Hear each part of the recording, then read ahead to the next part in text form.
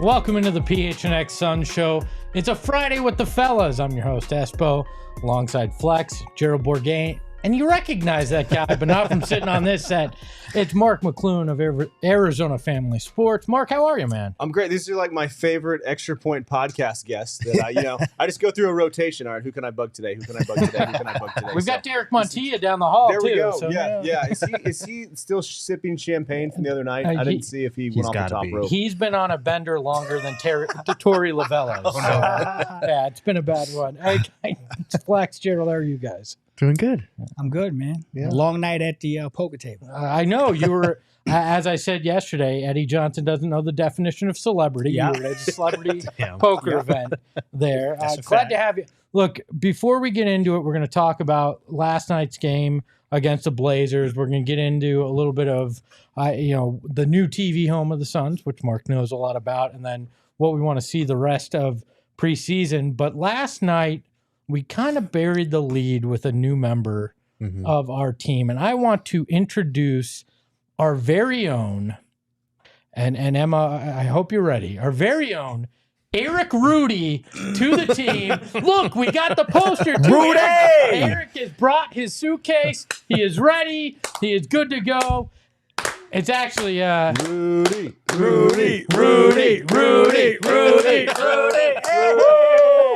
He's actually Erik Ruby. You know him from the local airways, but we are very excited to have Erik here. He is going to be producing our program. We'll explain why at a later date.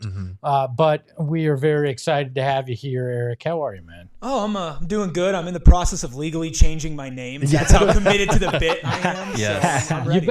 You better be, because it's not going to sports updates here too. Can we get like what's going on with the Coyotes tonight? That's a past part of my life. Okay. we will not allow that. All right, none of those kind of shenanigans on this program. Rudy, always great to have you here. Looking forward to it. Yeah, of course. You missed this, Flex, Mark. You don't know. Yesterday, Emma, our fine producer behind the Mac, went to introduce our new producer and called him Erik Rudy. And whoa. Before you just put me on blast like that, can we please give some context? Mark, The context. I'm dyslexic. No. Come Hold on. on. I co-sign that because I am too. I didn't know his last name. I didn't know it. I did a quick look on Twitter. I fucked up. I failed. I get it. It's okay, Emma. But welcome to the team. Who doesn't love a good underdog story? I just love that you gave. I love that you gave him a nickname now. So had to get that out of the way on this fine Friday. But last night, Phoenix Suns, Portland Trail Blazers in Portland. Gerald and I got a chance to share our thoughts on it, but Mark, as our guest and Flex, we'll get to. What were your thoughts on last night's performance? I don't play the starters the rest of the preseason. Although we want the starters to play because we are rolling out a new channel here and we want people to watch. But I mean, when you score 76 first half points, you're ready. And I want to see what this offense looks like against regular season defenses, but just the ease they play with and the way the floor is spaced. My expectations are through the roof, and they were already pretty high. I love that Mark has to play the company man. He's like, but maybe you should. Maybe you should. Yeah. Flex, what were your thoughts? I know you rewatched this twice in the middle of the night. So Yeah. My wife was laying right next to me, and I'm going crazy at 2:30 in the morning. And listen, guys, I am super excited about this basketball team. I couldn't stop watching. Like it was the longest tape I've watched in a while because I was just fascinated with the different variables and the dynamics of this basketball team. And that was half the team, right? That was half of the guys. We were missing some pretty good players, but I'll start off with this. And I got to say this. I told myself I would say this. the narrative around this team, and specifically before the trade, or and right after the trade, was Nurkic is a better fit. Right. DeAndre is the better player. Mm-hmm. Now, as a former basketball player, coach, and trainer, I can't look at this camera with a straight face and continue to say that it's just a better fit. Okay. Nurkic is a tremendous basketball player. What he does, his ability to bring the ball up, shoot the three, IQ, pass, run the offense through him, point center. These things are part of what makes a great basketball player. And what I saw last night and from the last two games before it, I am now sitting here like, man, this team is dangerous. This guy unlocks a different dynamic. You can see Book and KD feeling like they've been unlocked because they now have a guy that has equal IQ and can make certain plays. This isn't a knock on DA, but this guy can make certain plays that only a handful of NBA players can at that center position. So I'm excited. I thought Eric Gordon was fantastic, and I thought Goodwin. We'll talk about that later on. But those three guys stuck out really big time for me, and I'm super excited to watch it evolve. Yeah, I thought like Nurkic's passing really stood out to me. I liked the ways that defensively they tried a couple of different things to cover for him in the pick and roll. I think Stephen Pridgeon pointed out on Twitter the way that they pre-switched one play where Nurkic's man was running up. Nasir Little takes him from the corner so that he can defend that pick and roll, and Nurk, slides to the guy in the corner. So these are things the Suns are going to have to be creative with to kind of mask some of his deficiencies on that end. But on the offensive end, like, it's just a much better fit the way he can pass in those short roll situations, the way they can use him as kind of a hub from the elbows to distribute. Because when you've got Kevin Durant in a corner, Bradley Beal in another, Booker cutting, like, how are you going to defend all of those things at once? You can't. So I think he's a better fit. I don't know if I'd go as far as saying he's the better player, but I love his fit with this team. And I think the Suns, it's just preseason, so we'll have to see until the real games matter. But as of right now, like, the Suns have looked pretty good in evaluating what they saw in Nurk. Yeah, and I thought Kevin Durant and just the way he was moving on the floor, it was just like, and again, no knock on DA, but just the way it's spaced. And my biggest question is, Josh Okogie, career year, Eric Gordon. We were calling him Air Gordon last night. I don't know. How do you guys feel about that one? I mean, just breaking ankles and going up and under. I mean, is he going to have a career year at the age of 35? Is Devin Booker going to be able to, just put up 20 points and almost have a night off? Now, again, it's preseason. It's game 3. But how do you stop this offense? You don't. To your DA point, though, Flex, for me, I think there is a difference between saying that DeAndre Ayton has more talent than Nurkic, but that he's not the more talented player in terms of on the court actualization right now. He has more talent, potential and talent and athleticism.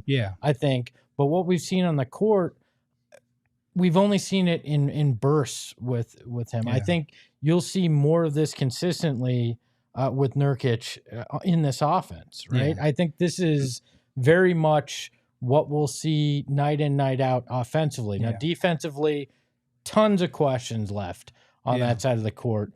But for me, what I really think the word of the night was gravity to me. The gravity of Devin Booker and Kevin Durant and what those guys pulled from this, pulled in defensively against Portland. And granted, Portland is not a good team. Let's not pretend that this is some all-world defense that the Suns were playing.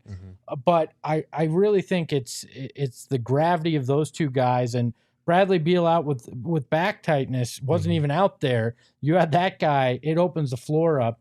And I really, Emma, if we can go to that graphic that I had sent you earlier today with the example from the game last night, we can take a look at that. And this is a particular play that I thought really showed the gravity in full effect, and it led into what we were talking about with Nurkic as well. And you look at this, and this is a play in that second quarter where Nurkic sets a pick for Book, but kind of cheats it. He leaves early. Book gets him the pass. Nurk's at the nail there, basically the nail at the free throw line, and he has Kevin Durant up in the corner. He's got Nasir Little cutting back door on the play, and he's got Eric Gordon wide open in the corner.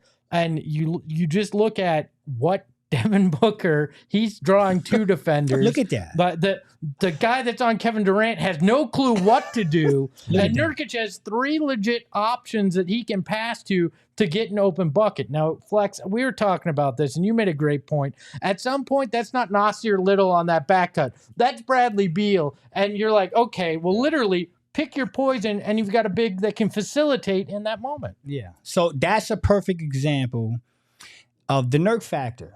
Like him, here's the thing. Receiving the pass is one thing. We talked about this, right? Mm-hmm. Receiving the pass is one thing. That's just the first part of the equation. Mm-hmm.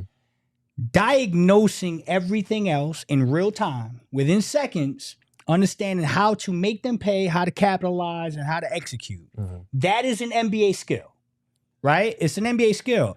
And so that's where my point was, Gerald. Mm-hmm. My point is no one's going to argue that DeAndre Ayton is a more athletic player. Mm-hmm. No one's going to argue that DeAndre is a better defender. And no one's going to argue that DeAndre's got more potential. Mm-hmm.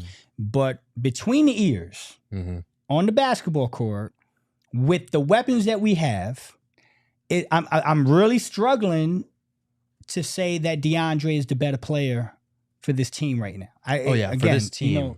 For this team, I think Nurk is proving himself in that regard. I still am going to have questions when we play better offenses than Portland and Detroit, that type of thing. But I will say, like, on that play in particular, the way that he kind of turns and goes through his progressions like a quarterback and sizing up the play, the way he does that subtle pump fake to Nasir Little cutting baseline to draw that retreating help defender towards him is what opens up Kevin Durant for that wide open three.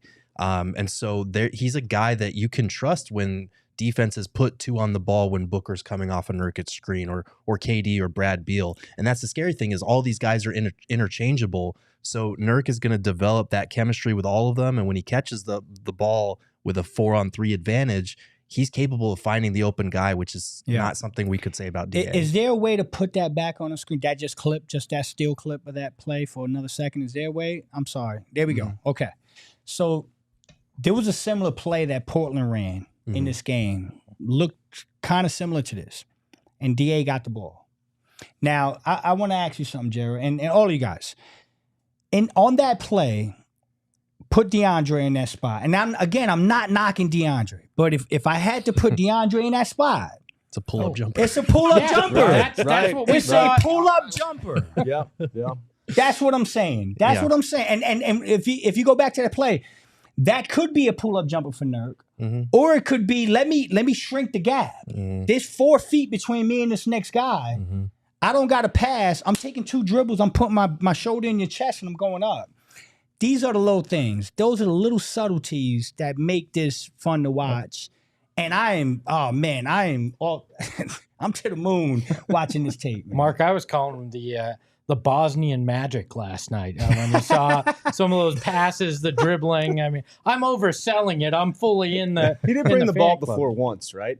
Nurkic, he passed the eyeball test. Yeah, I mean, why not? Let him run point. Wasn't that Book that said he's the point? Let him run point. Mark, you brought up Eric Gordon in this game. He gets the start with Beal out, and he was fantastic last night.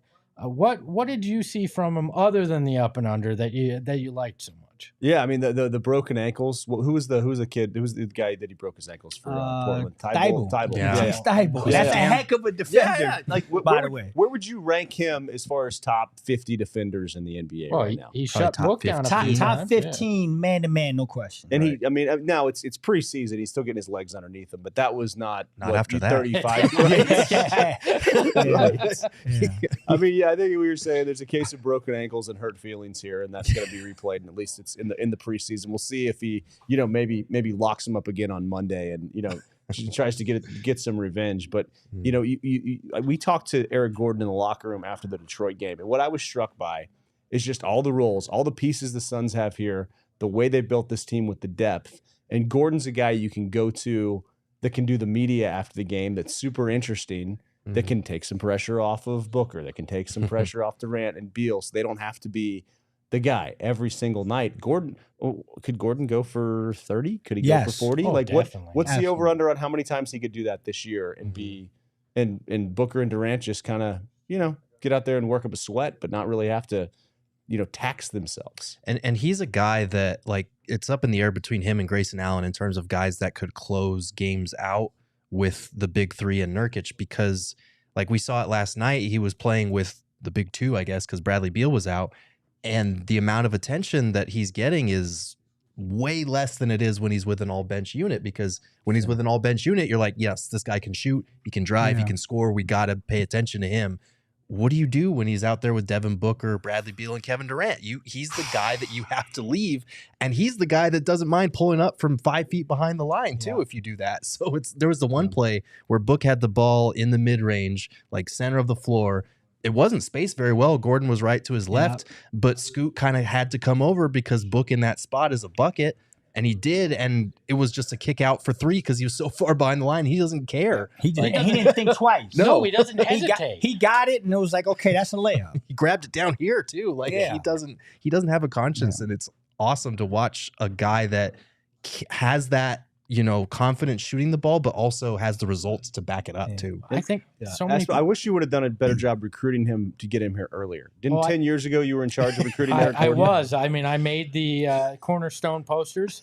I was part of the procession line down the orange carpet. You think I'm joking. I didn't make the poster, but I was part of the procession line down the orange carpet cheering him on. And he left his heart in Phoenix, but he's finally reunited, and it feels so good. Back with his heart. I like that. Back with his heart. Well, look, he was lost in basketball Siberia in Houston, right? And now I think people forgot during that extent that he was in Houston how good he really is. Yeah. And you joke, calling him Eric Gordon, but the dude still has athleticism. Sure. You watch him in the in FIBA with the Bahamas, and he had a dunk that you're like, oh, well, that looks like it's 10 years ago for Eric Gordon. Right. He still got some of that. So he could wind up going down as one of the best cheap signings the Suns have ever had, on the level of Danny Manning when they signed him for $1 million. Yeah. I think he could have such an unbelievable impact on this team that it's going to be fantastic. I think he is the X factor. I think he's the forgotten guy. I think he is the guy in the playoffs when Book, Beal, and KD are doing everything they can to get the Suns a win, and it's getting tight, and the defenses are saying, we're not going to let Kevin, Devin, and Beal beat us. We're going to pick our poison. You're going to see Eric Gordon hit 2 threes to close the game in the playoffs. And he's just, listen, he's one of these guys, too, that you look at, and you look at his body, you look at the way he plays low to the ground, but he's able to be athletic when he wants to. He's one of these rare guys that I would not be surprised if Eric Gordon is one of those guys that's still playing basketball at 40. Like, I'm telling you. Well, he did get 4 years off in Houston, so he did. He did. He played on some good teams in Houston.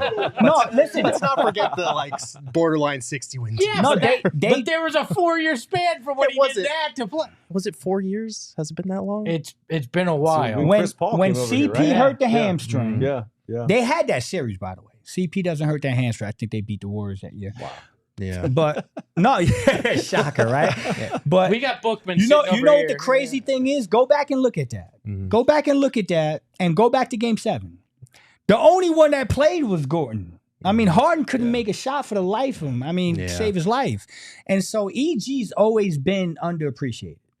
He's terrific. I think he's got one of these just a mature grown man game. That's what we took in the locker room. Yeah. Like, that's what I thought on Sunday in Detroit. I was like, this guy's like and he's just putting everything in perspective. And it's a preseason game to overtime. Yeah. And he just knows exactly, how to say it. I mean, I felt comforted talking to him. Yeah. And I'm sitting there going, gosh, I'm old. I remember, I think it was the first game after Nash left, or the first season after Nash left. He hit the game winner here. Maybe Chris Paul was still on the Hornets with him. Okay. I'm trying to remember. Okay, going back a little ways. But I remember thinking at the time, like, and he was like a young guy, like, oh, this is next star. Would we put Eric Gordon in the 5-star, 4-star?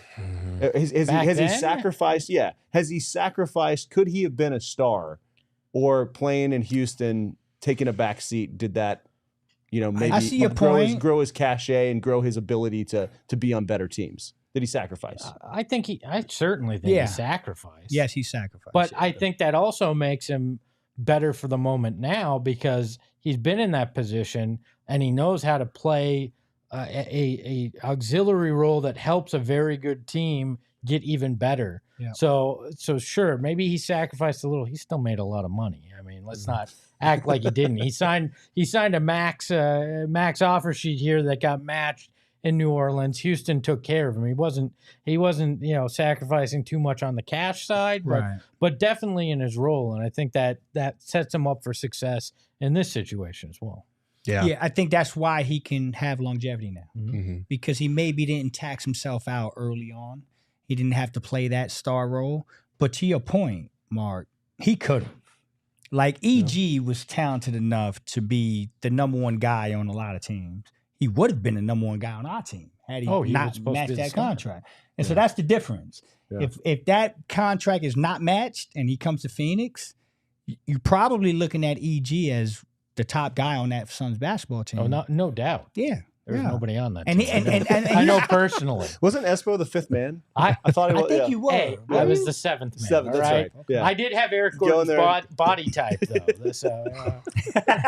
Come on, man. You're doing EG. Come on, man. Taking shots at himself. It's the only way to do it. Y'all got the same.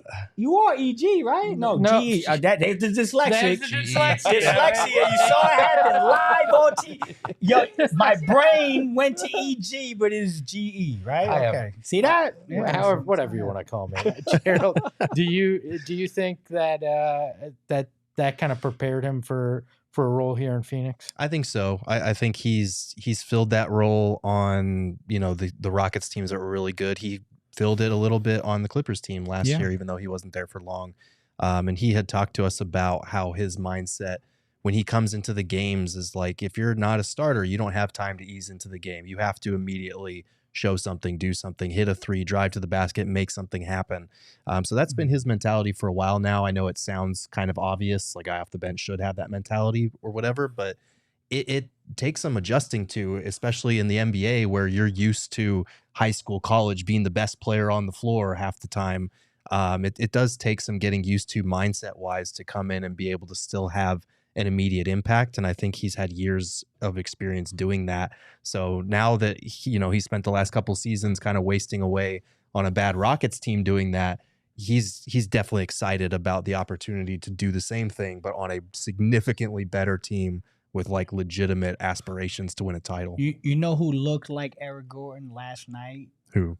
On the Portland team. That looked like the Rockets, Eric Gordon. You just look at his face, man. I felt bad.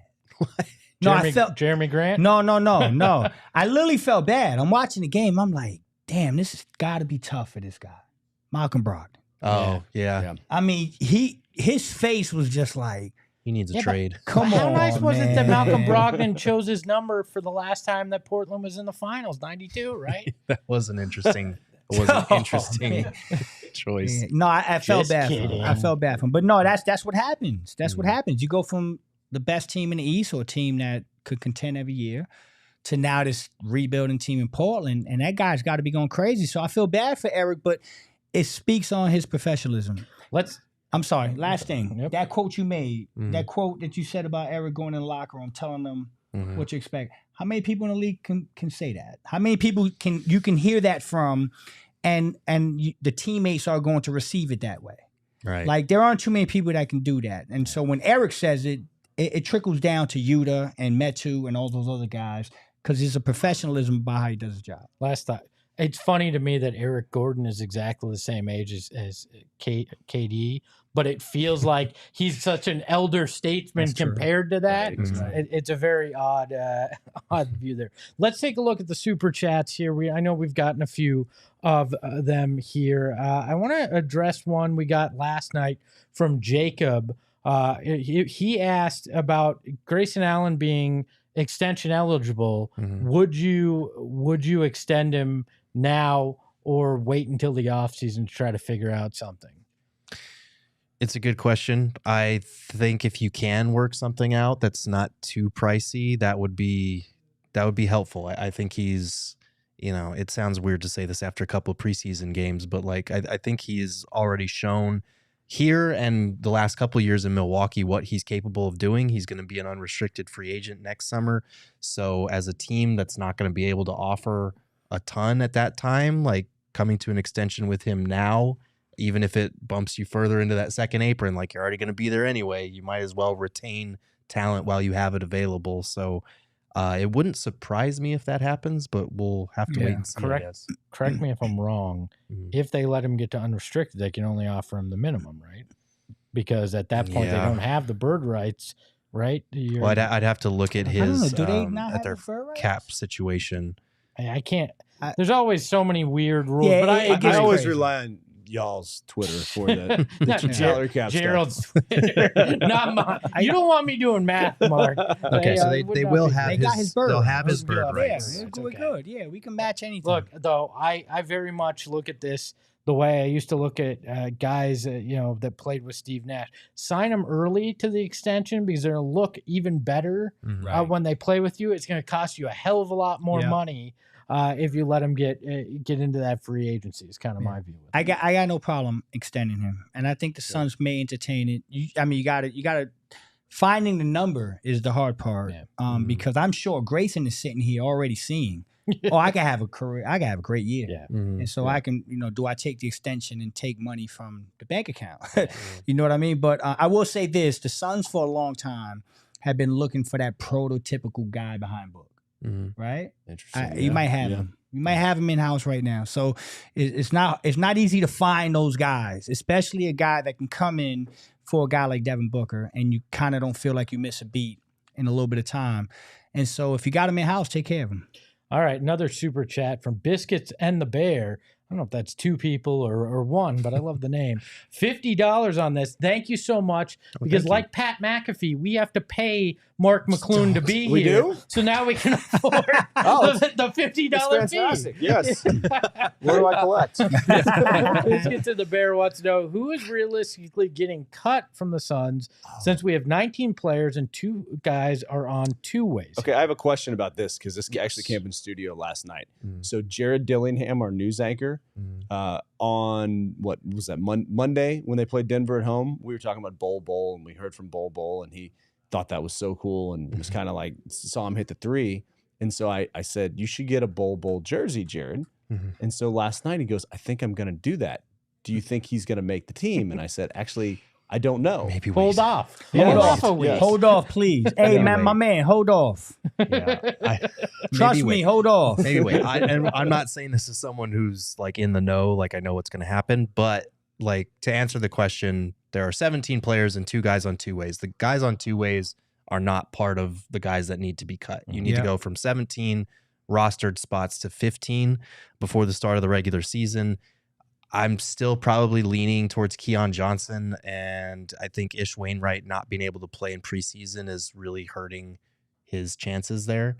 Obviously Damian Lee could be another candidate just because of the terrible timing for his injury. Saban Lee's fine. He's on a 2-way, so they're not going to cut him. Same thing with Udoka. Bol could be a candidate as well.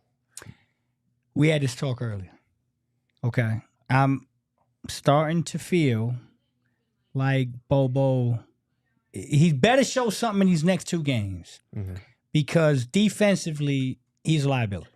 He can't guard on. He can't. There's nowhere to put him out there on defense, and he doesn't bring enough offensively.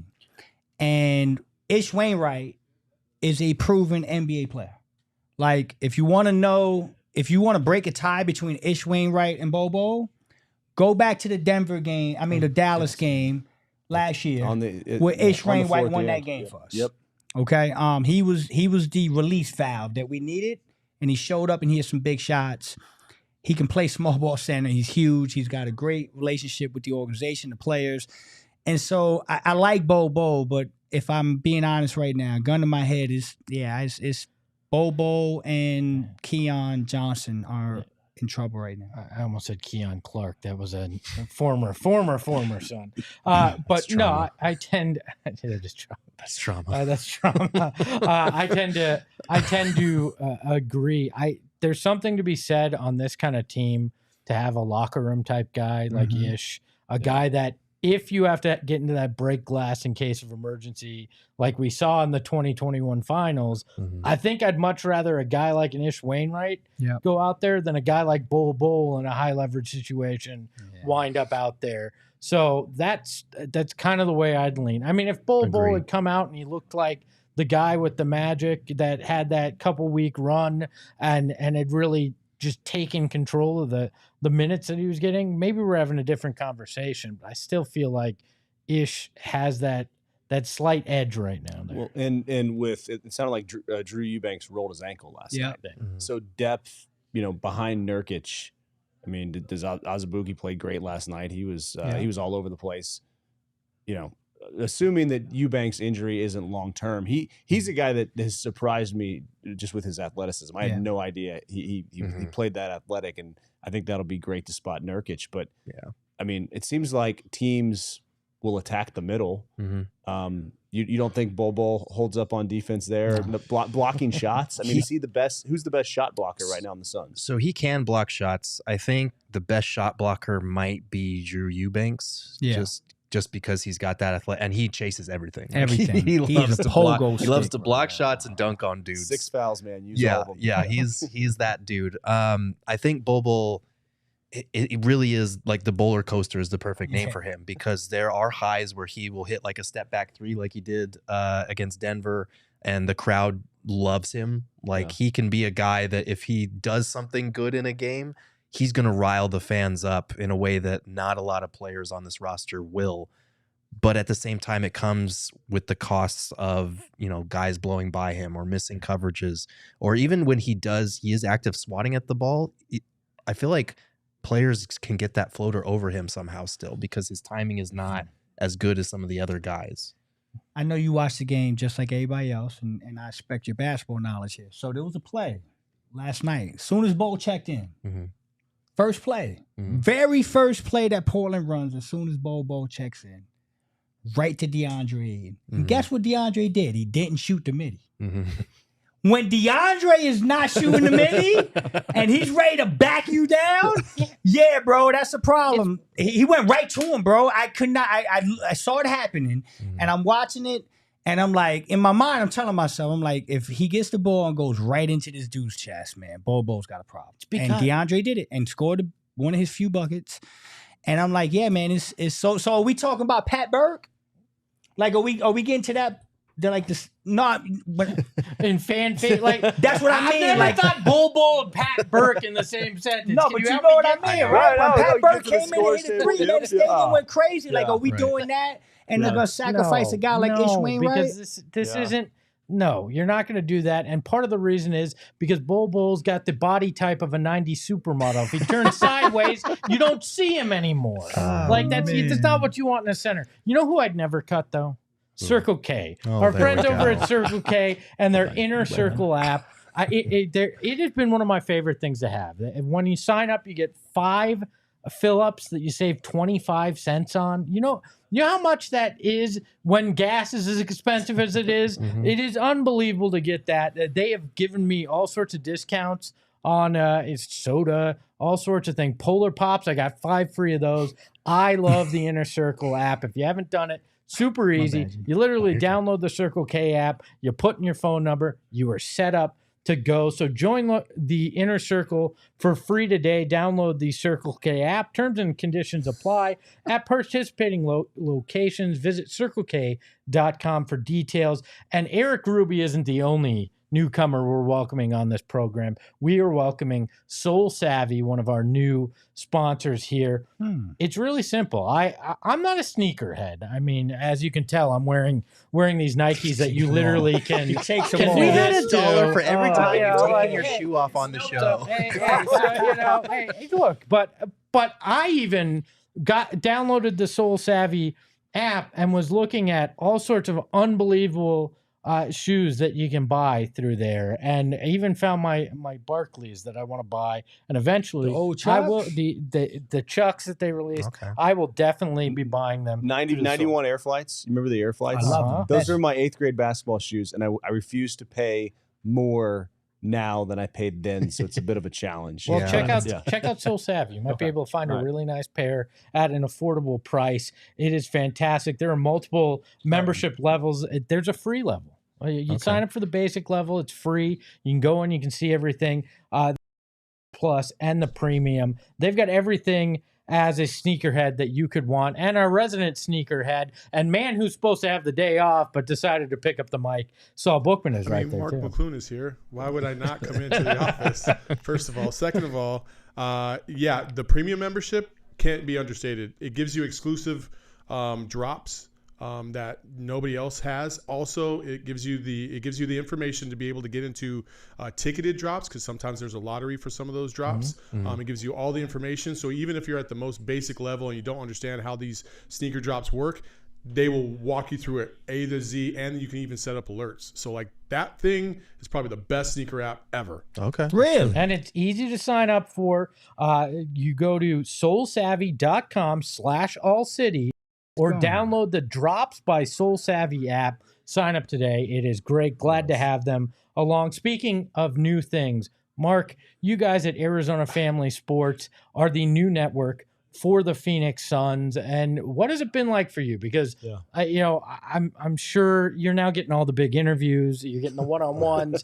Bradley Beal, Devin Booker. They're flying you to Detroit for the first game. What's it been like for you to be the new home for the Phoenix Suns? Well, going to Detroit for a preseason game is definitely a first, and especially so. Julia Lopez was over in LA with the Diamondbacks. Nick was with the Cardinals, so we had Glendale with the Cardinals, Julia in LA. I was in Detroit. It was probably the most big league sports show that I've ever been a part of. That was really cool. Did you draw the short stick though because you had to go to Detroit? Or you know what? Hey, I run the play that's called, man. There you go. Yeah, no, we had a good time. We were able to go to kind of a corporate sponsors dinner and everything like that, and get to know everybody. And it's been great to be down there, because usually this time of year you're running around with the Cardinals. You're doing so many different things that you're like, oh yeah, we'll go to media day, get our stuff, and then you're kind of doing 40 other things. So the game's on our air, game nights. We're on right after the games, and people are watching. We got 2 channels. Any questions about where to find the game? Well, Because, I mean, let's talk about it, because there have been questions, but what I love is that it's free. Like if you get an antenna in your home, which they're not like the old. This isn't rabbit ears on the top of your TV. My antenna. Get the damn tin foil out, and you're trying to no. It's not like that. Yeah. They're all digital now, super easy, and it's 3 TV, right? And it's Arizona Family Sports, which can be found on 3.5 and 44. If 44 I'm correct, right? over the air, channel 13 on Cox Cable, and you're going to see more and more of these channels. Whether it's like a YouTube TV, a Hulu, everything is in talks right now. Through the first of the year, everything's going to be on 3 TV, just so you know where to find it. If you have an antenna, if you have cable, if you have YouTube TV, you know where the home of Suns basketball is. But having the sports channel has been great. You think of the possibilities. I have a question about that, because I'm new to Arizona. So we're glad you're here. yeah, thank you, man. You guys have been great. Okay, I'm rubbing that. Yeah, he's going at me. Yeah, I didn't know you felt that way, bro. Now I'm nervous. No, now you're a part of this. If I'm doing that, Oh, man. what's your question for so Mark? my question, Flex? Mark, is so I DVR all the games so I can go back home and watch at 2:30 in the morning and piss my wife off. But I'm seeing that I'm getting the games recording on 3 and 13. Yeah. So what's the deal with that? I don't know the difference. Like, yeah.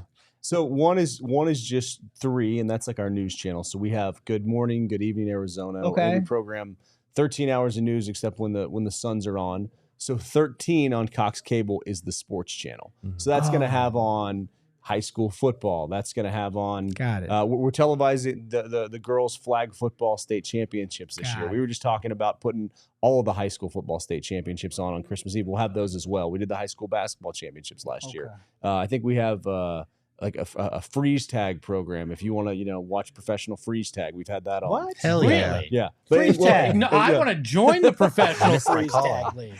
Mark, I have so many questions now about freeze tag. Yeah, well, I would be remiss if I didn't mention one more thing. The Extra Point, the Valley's only nightly local news show. That's on there every night, 10:35, and then it replays in the morning. It replays at noon. So if you miss it at night, you can watch it again. That's a fantastic breakdown. Thank you, sir. At your age, you remember 90s Sports Center like I do. Of course. That's what we're trying this to is do. for, like Arizona sports fans is what Mark's doing for the people. Got it. So Yep. can I, Mark? How long you been in the market? Since Remind me. 06. When you were here, did 3TV have the old marketing slogan, "The place with more stuff"? Yes, and there's still bumper stickers everywhere. Can I make a pitch to you? Yes. I think we need to slightly change it, and I'll talk to Blanca too. But, Yes, yes. I think we call it "The place with more stuffs" now, and we show all the Suns dunks in those commercials. That's or the Look at place that. with more sports. Well, I mean, we could do that Yeah, too, but yeah. I like the more stuffs. Yeah, yeah. because usually we put those. There's some old trash cans that have that bumper sticker on there, so you're constantly shooting at the trash cans. like with, it. yeah. Okay. We did get a question in the chat. Any update on if AZ Family Sports will be on DirecTV? Correct me if I'm wrong, but I think it will be, but the channel, we're still figuring out what channel it'll be on. Yeah, I think they're still figuring out what channel it will be on. The last I heard is they just haven't been given the channel yet. Okay. So, I think a lot of this has to do with, I have a lot of friends at Bally's. I worked over there for 6 years. So I think as that is kind of, they're packing up over there, and I think it will be around in that area. But if you want to watch the games, just get an antenna right now, and this should all be cleared up. Just give it some time because it just takes a while to get it going here. Yeah, and as you said, through the first of the year, you can see it all on Channel 3, which is across the board on all your providers. And then as we get those updates, we'll pass them along to you on where you can watch Arizona Family Sports as well. Look, I love it. I've been a big supporter of you guys since this was announced, and really glad that you guys are partners with us. We love Arizona Family Sports. We're glad to be partners. We're glad to be part of it. We're glad that you have us on your show. I mean, you don't pay us like we're paying you to be here with the super chats. Well, yeah. But I'll send you my Aaron Rodgers bill. I'll get you a new pair of shoes. How about that? You don't like my shoe. I hate it on my own shoes. Anyways, so wherever you live in Arizona, make sure to visit azfamily.com and click Suns Games for listing information for your area.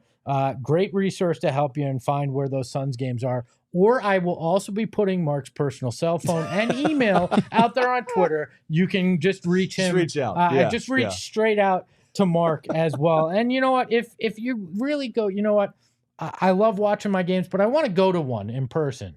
Our friends at Game Time have you covered. It's super simple at Game Time. You can download their app, or you can go to the website gametime.co. And if you use the code PHNX, you get $20 off your first purchase. I did it. Which in some cases can get you into a game without anything else coming out of your pocket. I've used it for concerts. I bought Bruce Springsteen tickets.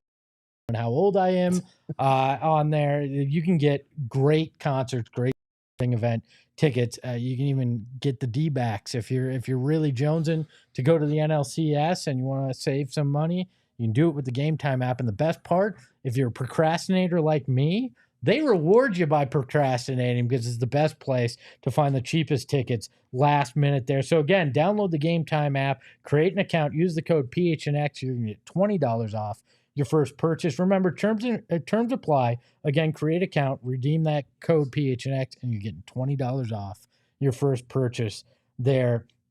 Let's take a look at the remaining games on the Suns' preseason schedule here. Monday night against Portland here in town. Thursday night against the Lakers. Not in LA as you'd think. It's in Palm Springs because whenever you taking the show on the road.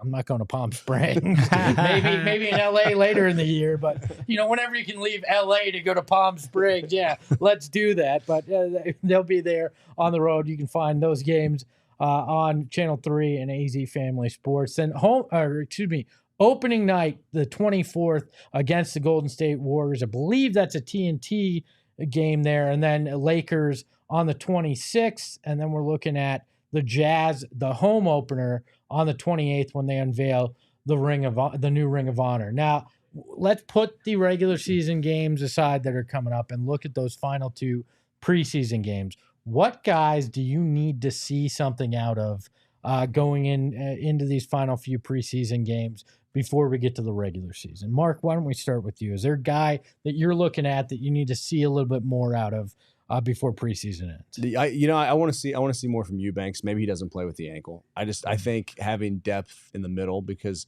I do wonder defensively how this team is going to look. And Nurkic, it seemed like in Detroit, and granted that was the first preseason game, there were some communication things going on. It was their first time. I think he's been brought in to defend and guard the rim, we haven't seen how well he can play defensively with this team and team defense, but I think that's the thing that interests me the most is, can they protect the rim with Aiden gone, what that looks like in the middle.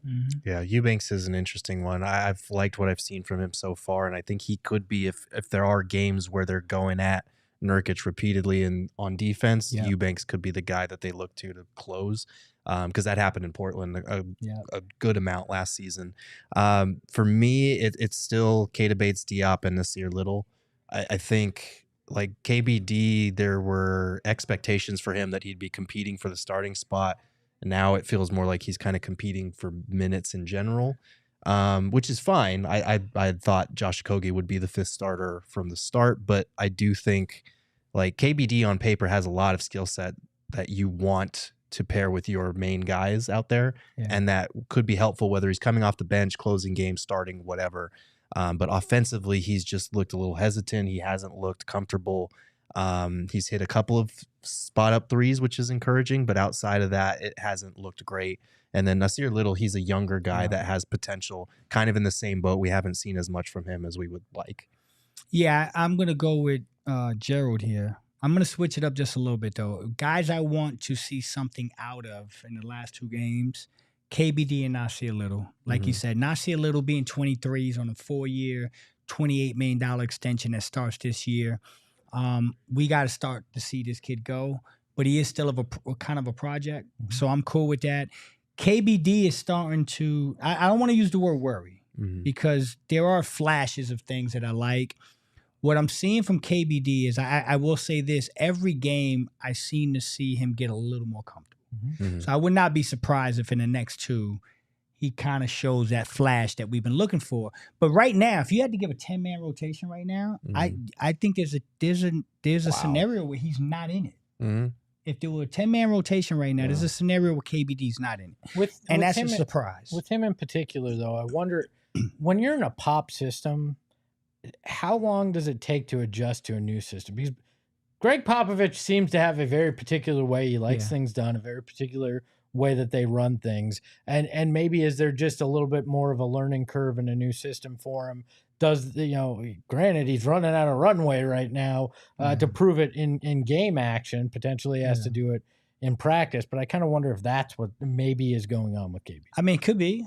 I mean, it's a methodical system that they run out there, and he's been doing it for a little bit. So I'm okay with KBD, though, man. I do think that this team is so deep, you're trying to play so many people, that there is pressure, too, for these guys to come in and feel like they have to do something immediately or get jumped over. So I'm okay with KBD and Nasir. I do want to see them do a little more. And the 2 that I want to see more of, this is the curveball of this segment here. 2 guys I want to see more of in these last 2, Jordan Goodwin and Chimezie Metu. I want to see more from those guys. Not in a bad way. Are you looking at my notes? No, you just I'm took my 2 guys here. You just took my 2 guys. I'm sorry, man. I'm sorry. You're sitting here, you're rolling. You're like, yeah, I agree with Gerald, but I looked at Espo's notes, and that sounds really good. I'm sorry. Go ahead. Go ahead. Look, to me, Jordan Goodwin, you got to more understand what you have. looked good in flashes last night. He's your one true backup point. I mean, even that feels like a little bit of a stretch saying he's a true backup point guard, but he's probably the closest that you have. And defensively, he's probably got some of the most upside on this roster, right? But I need to see more of it over the next 2 games. And then Metu, everything we've heard, and Mark, I don't know if you've heard this, but we were talking to some people over the summer, and we heard Chimezie Metu, when locked in, has all the physical tools, all the talent in the world. It's if he drifts a little bit mentally, he kind of can't put it together. I want to see the consistency from Chimezie the rest of this preseason too, because he's off to a hot start. But can he keep it up, and does he find himself in the rotation because of it? Yeah, it's a good question. We've heard good things about him in training camp so far, and in terms of being one of the guys that stood out to them. And I think with Goodwin, like we saw the two-way skill set last night as far as being a guy with great hands that's going to hound people up the court like Josh Okogie does.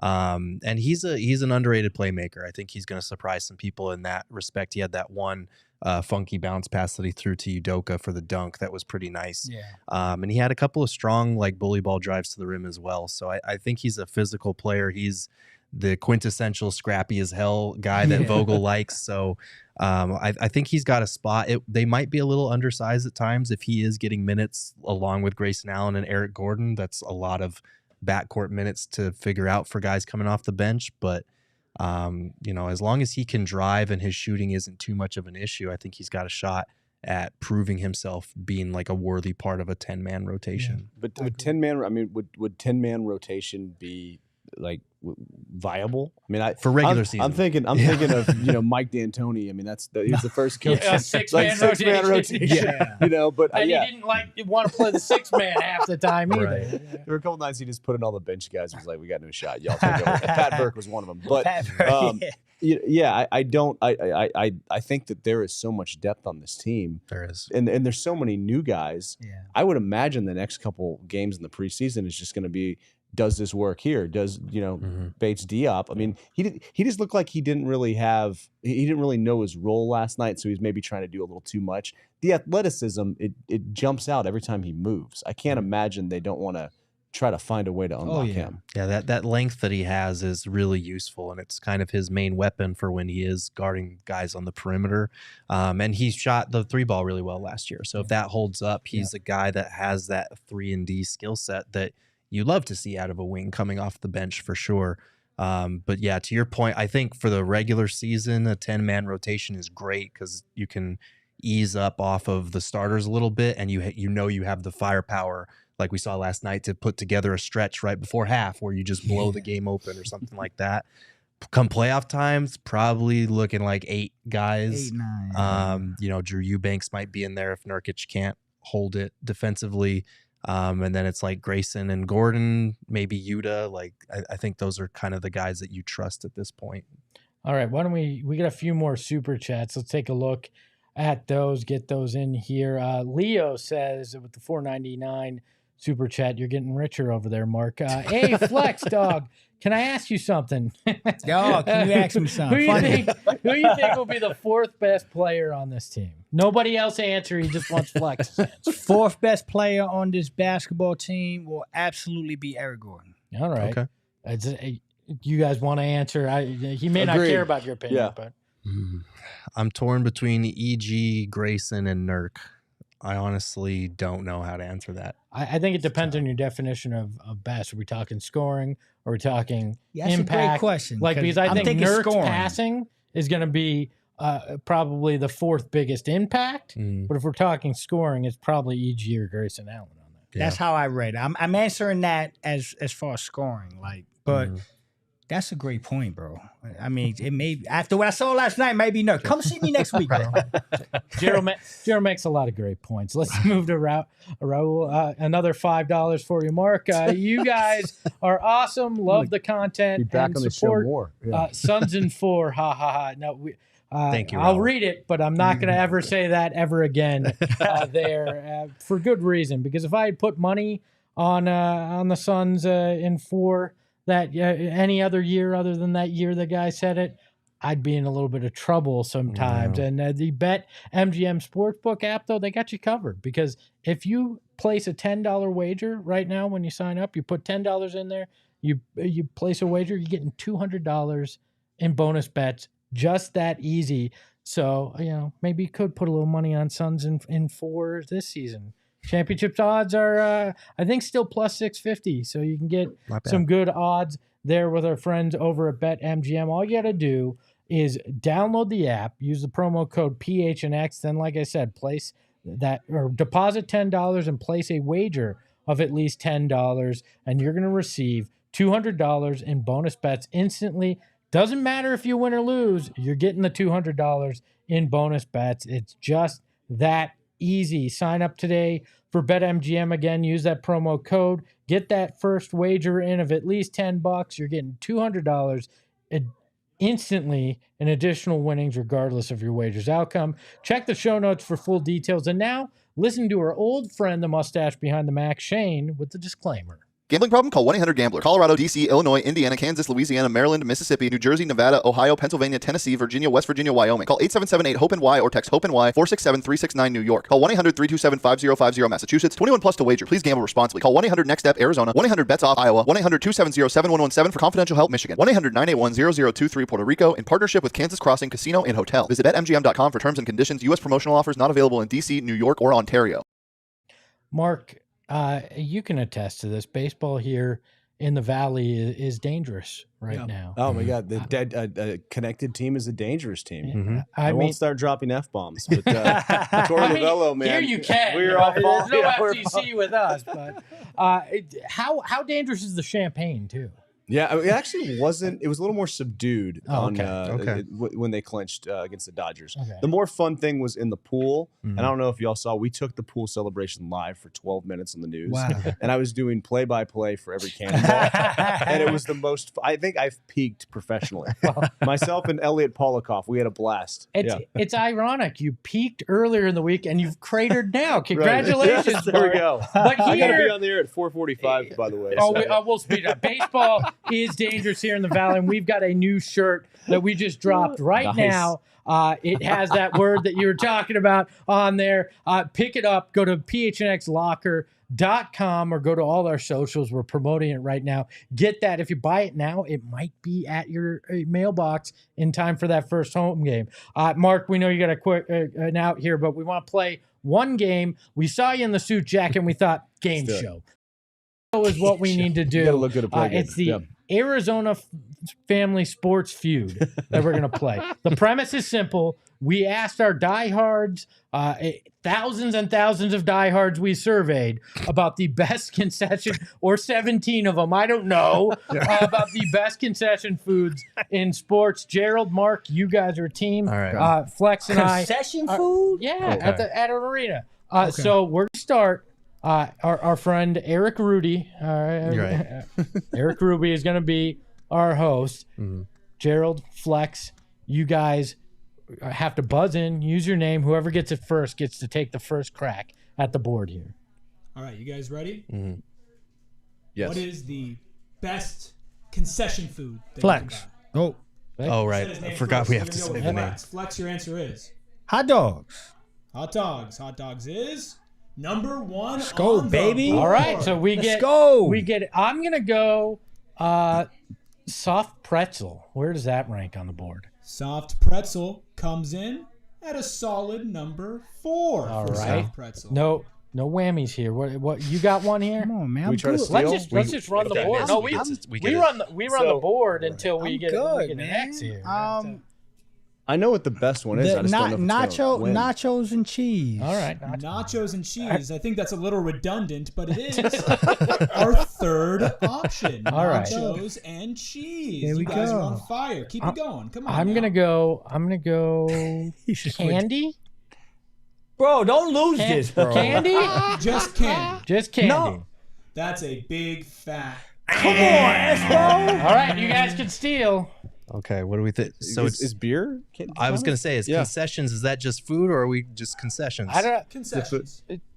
So that's all encompassing. I think beer. What can you buy when you go up to a concession? Yeah, I feel like beer's got to be number 2. We're going to go beer.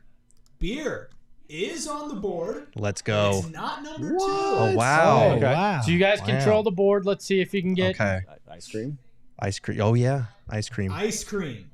I'm sorry. That is our second big all right. fact. So I'm ready for this, we get dog. one more. I'm ready for this. All right, What's Flex, what do you got? Yeah. Fries. Oh, there we go. Like, come on. You guys are disappointing me. That's another again. Bro, All right, you know kidding he took the sunglasses off. That's Bro, another hold sign. on. You can't get fries at a concession You stand. can, but it's not one of It's the not top a top 6. 6. Who the hell just goes and gets fries? I do. No, bro.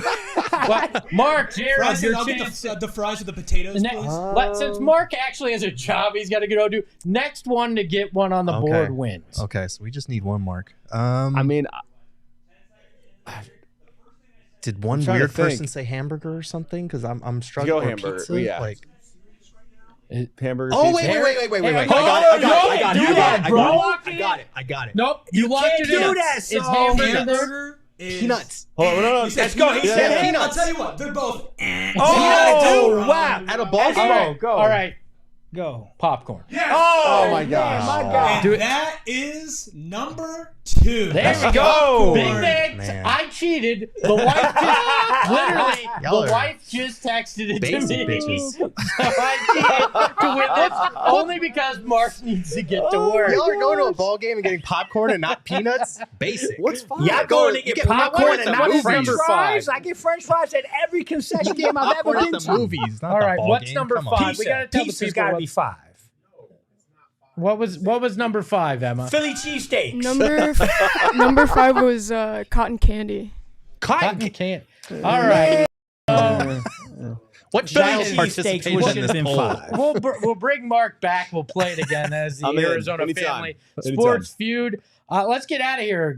Great Friday with the fellas. Mark, thank you for being here. You can follow him at Mark McClune on Twitter. Yep. Is that correct? Watch Yes. the extra point tonight at 10:35. Perfect. Yes. And at 4:45, you're gonna be on the news. Yes. Yes. I have to edit like 3 things for that. It's Let's get him 4:10. over there. Gerald at Gerald Bourget, Flex at Flex from Jersey. You can follow the show at PHNX_Suns. You can follow me at Aspone. Remember, if you're late for work, you get fired. Ahoy, hoy! We all silly like the mayor.